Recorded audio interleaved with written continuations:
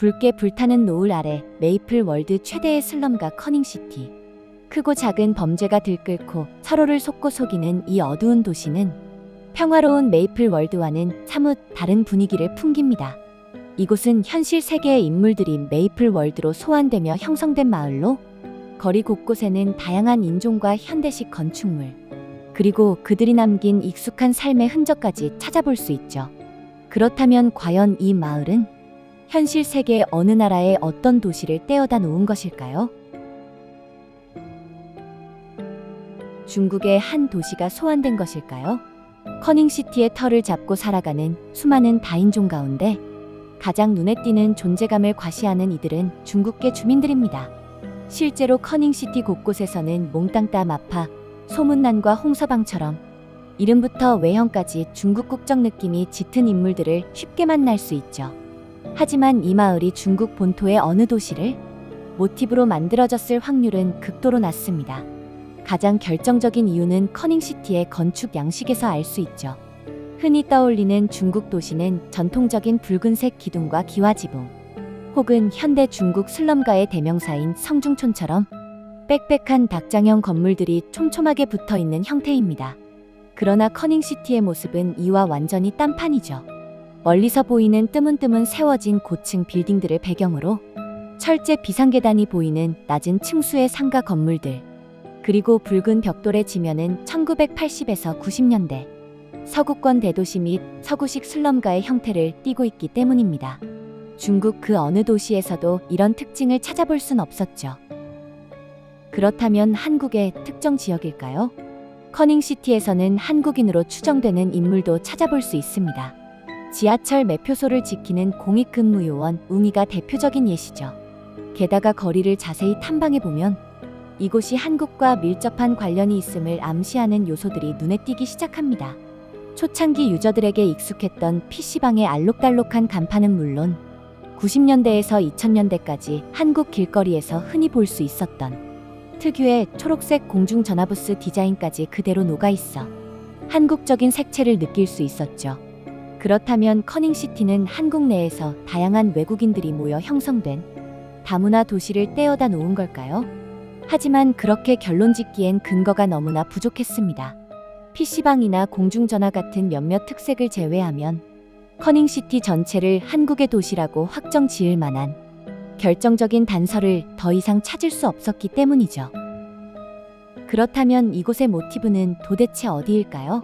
1980에서 2000년대라는 시대적 배경, 붉게 타오르는 저녁 노을, 수많은 외국인이 모여 사는 다문화 도시, 붉은 벽돌 지형과 거리 곳곳을 채운 낙서, 그리고 낮은 층수의 상가들까지 이 모든 단서를 종합해보면 커닝시티의 모티브가 된 장소는 1990년대 일본 도쿄의 신오오쿠보였을 확률이 매우 높습니다. 그를 뒷받침하는 몇 가지 근거들이 있었죠. 우선 커닝시티의 대표적인 배경인 붉게 타오르는 노을은 희망과 아련함이 공존하던 일본의 슈와 시대를 상징하는 대표적인 비주얼입니다. 또한 1990년대 후반에서 2000년대 초반 일본 스트리트 문화의 중심이었던 그라피티 아트는 커닝시티 골목 구석구석을 그대로 채우고 있었죠. 뿐만 아니라 도시를 이루는 3에서 5층 안팎의 낮은 상가 건물들 역시 지진이 잦아 고층 빌딩을 함부로 짓기 어려웠던 일본 특유의 전형적인 건축 양식을 반영하고 있습니다. 그렇다면 수많은 일본의 도시 중 왜 하필 신오오쿠보였다는 걸 알 수 있을까요? 결정적인 이유는 바로 한국식 PC방과 다문화 인종 밀집에 있습니다. 과거 한국에서 스타크래프트 열풍으로 PC방 폭풍이 불었던 직후인 1999년경 신오오쿠보 일대에는 제1교포와 한국인 사업가들을 중심으로 일본 최초의 한국식 PC방들이 하나둘 생겨나기 시작했죠. 또한 신오쿠보는 흔히 한인타운으로 알려져 있지만 실제로는 일본 내에서도 손에 꼽히는 거대한 다문화 다인종 밀집 지역입니다. 한국인과 중국인은 물론 네팔을 비롯한 남아시아와 동남아시아인들까지 수많은 인종이 어우러져 살아가는 곳이었죠. 마지막으로 지하철로 내려가면 전차 옆면에 그어진 빨간색과 초록색 선을 볼 수 있는데 이는 도쿄의 대표 지하철 노선인 마루노우치선과 지오다선의 디자인을 가져왔다는 것을 알 수 있습니다.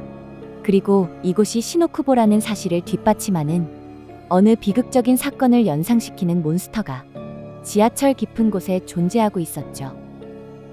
지하철 깊은 곳, 환승구역을 지나 다다른 그곳엔 레이스들이 들끓고 있었습니다. 이들은 억울하게 목숨을 잃은 영혼들이 악령으로 변해버린 존재들이었죠. 한 가지 흥미로운 점은 이 몬스터들이 원래 메이플 월드에 존재하던 영혼일 확률은 극히 낮다는 사실입니다. 그들이 지하철이라는 닫힌 공간에서만 등장한다는 점에 주목해 볼 필요가 있죠. 메이플 월드에 있던 유령 거주 지역에 갑자기 지하철이 들어섰다기보다는 커닝시티라는 도시가 현실 세계에서 메이플 월드로 소환될 때 이 지하철 공간 역시 통째로 소환되었고 그 안을 떠돌던 영혼들까지 함께 넘어왔다고 보는 것이 훨씬 자연스럽기 때문입니다. 즉, 레이스들은 커닝시티가 소환되기 이전부터 현실 속 지하철에서 어떤 비극적인 참사를 당해 억울하게 목숨을 잃었던 인간들의 영혼이었던 것이죠. 그렇다면 그들이 당했던 비극의 정체는 대체 무엇이었을까요? 레이스들의 모티브는 다름 아닌 1995년 일본 전체를 공포로 몰아넣었던 도쿄 지하철 살인가스 테러의 억울한 원혼들일지도 모릅니다. 실제로 시노쿠보역에서 지하철을 타고 단 한 번만 환승하면 당시 테러의 주요 역이었던 마루노우치선과 지오다선에 곧바로 도달할 수 있었죠. 커닝시티 지하철 역시 기다란 환승구역을 지나 깊숙이 들어가야 비로소 레이스 출몰 지역이 등장하는데, 이는 실제 테러가 일어난 지하철역으로 가는 환승 동선과 레이스 출몰 지역까지 가는 동선이 기묘할 정도로 일치하죠. 게다가 레이스들이 출몰하는 지하철선로 옆을 유심히 살펴보면 차체 옆면에 마루노우치선의 빨간색 띠와 지오다선의 초록색 띠가 그어진 전철이 지나다니는 것을 확인할 수 있습니다. 그럼 왜 어린아이 형태인 주니어 레이스에게서는 식탁보가, 성체인 레이스에게서는 이상한 느낌의 약이 나오는 걸까요? 비밀은 그들이 사망에 이르렀던 비극적인 형태에서 찾을 수 있었습니다. 당시에 참혹했던 화학 테러는 남녀노소를 가리지 않고 수많은 무고한 희생자를 낳았습니다. 부상자만 6,000명이 넘었죠. 공식 기록상 살인가스 테러의 사망자는 14명 남짓이었습니다. 사건 당시 현장에서 즉사하거나 공식 사망자로 즉각 집계된 이들은 모두 어른들이었죠. 즉, 어른 유령인 레이스가 떨어뜨리는 이상한 느낌의 약은 다름 아닌 그들이 마지막 순간까지 들이마셨던 치명적인 살인가스를 의미하고 있었던 셈입니다. 비공식 희생자도 어마어마했습니다. 당시 수많은 어린아이들 역시 치명적인 가스를 마시고 전신마비와 중증 뇌손상이라는 참혹한 후유증을 안고 평생을 투병해야 했습니다. 그렇게 참담한 후유증을 앓다가 세상을 떠난 저연령대 피해 사례는 수없이도 많았죠. 어쩌면 어린아이의 영혼인 주니어 레이스가 떨어뜨리는 식탁보는 아이들의 차가워진 시신을 덮어주던 하얀 덮개천이었을지도 모릅니다. 어리고 순수한 아이들의 눈에는 자신들의 몸을 덮은 하얀 천이 그저 식탁보처럼 보였던 것이었죠. 어쩌면 커닝시티가 지금처럼 어둡고 씁쓸한 슬럼가로 변해버린 진짜 이유는 그곳에 터를 잡고 살아가던 이들이 일본의 버블 경제 붕괴 이후 잃어버린 10년과 테러라는 비극을 온몸으로 견뎌내던 사람들이었기 때문일지도 모릅니다. 현실 세계에서 가장 암담한 시절을 버텨내야만 했던 이들의 아픔이 커닝시티라는 공간 전체에 차갑게 스며들어 있는 것일지도 모르죠. 커닝시티 지하철 입구의 모티브는 당시 살인가스 테러의 가장 참혹한 중심지이자 주요 표적이었던 가스미가세키 역일지도 모릅니다. 지상으로 좁게 뚫린 콘크리트 계단과 특유의 난간 구조는 실제 사건이 발생한 역의 지상 출입구와 전체적인 디자인이 묘하게 닮아 있었죠.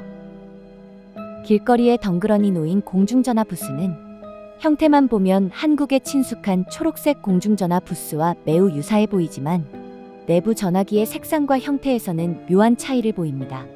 실제 한국 부스 속 전화기는 은색이었던 반면 커닝시티 속 전화기는 선명한 붉은색을 띠고 있죠.